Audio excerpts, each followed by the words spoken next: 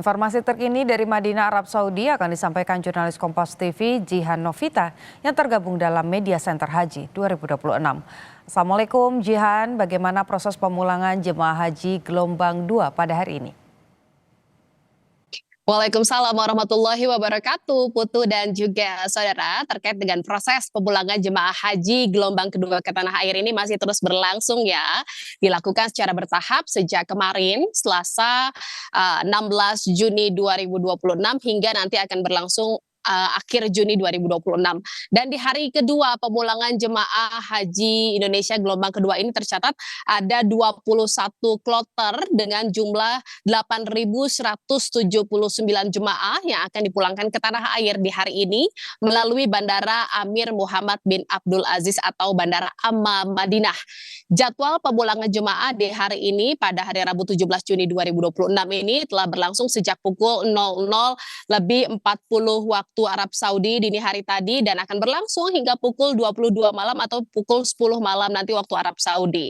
Di mana jemaah yang kembali ke tanah air diantaranya adalah jemaah embarkasi dari Kertajati Kloter 22 tadi yang pertama kali diberangkatkan di hari ini, lalu disusul dengan embarkasi Batam Kloter 15, ada embarkasi Solo Kloter 46, lalu disusul lagi dengan jemaah dengan embarkasi Medan 14 dan nanti yang paling terakhir di pukul 22 malam nanti adalah jemaah dari embarkasi Solo 49 yang akan dipulangkan pada pukul 22 malam nanti waktu Arab Saudi dari Bandara Madinah.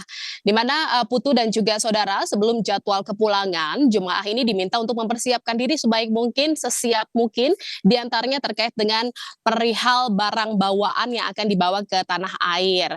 Di mana nanti koper bagasi jemaah ini telah dikumpulkan dan ditimbang lebih dulu sekitar 2 hari sebelum mereka pulang ke tanah air dan koper-koper yang dikumpulkan ini ditimbang terlebih dahulu dilakukan oleh petugas maskapai penerbangan di hotel tempat menginap jemaah di wilayah Madinah ini. Koper-koper tersebut dipastikan tidak boleh melebihi kapasitas aturan maskapai ya, yakni 32 kg untuk koper bagasi. Sementara untuk koper kabinnya kapasitas maksimalnya 7 kg. Jadi 2 hari sebelum jadwal kepulangan jemaah ke Indonesia, koper-koper bagasi udah kumpulkan dulu, ditimbang dulu, dilihat dulu apakah memang melebihi kapasitas 32 kg atau tidak. Jika memang kelebihan maka harus dikurangi oleh jemaah seperti itu untuk memastikan semua koper yang akan dibawa menuju ke gudang logistik dan ke bandara ini sesuai dengan aturannya kapasitasnya 32 kg.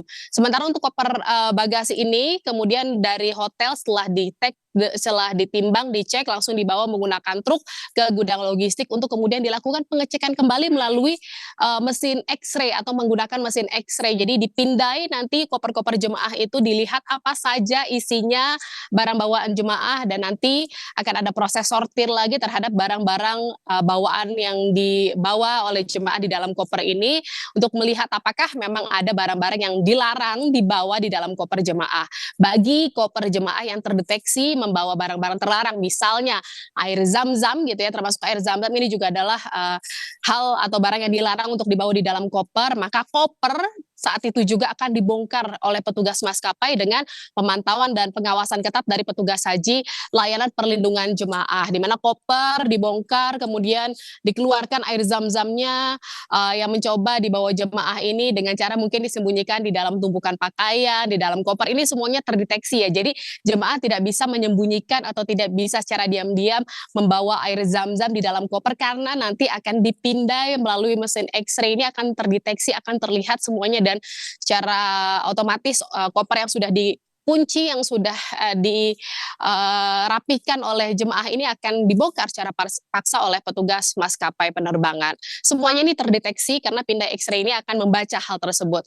Tak hanya air zam-zam, ada pula barang-barang yang juga disita dari dalam koper jemaah yang memang dilarang aturannya oleh maskapai, seperti misalnya power bank, korek api, lalu benda tajam seperti pisau, seperti garpu, dan barang-barang lain yang berpotensi menimbulkan ledakan atau membahayakan penerbangan ini akan disita dari dalam koper jemaah yang terdeteksi dari mesin X-ray tersebut.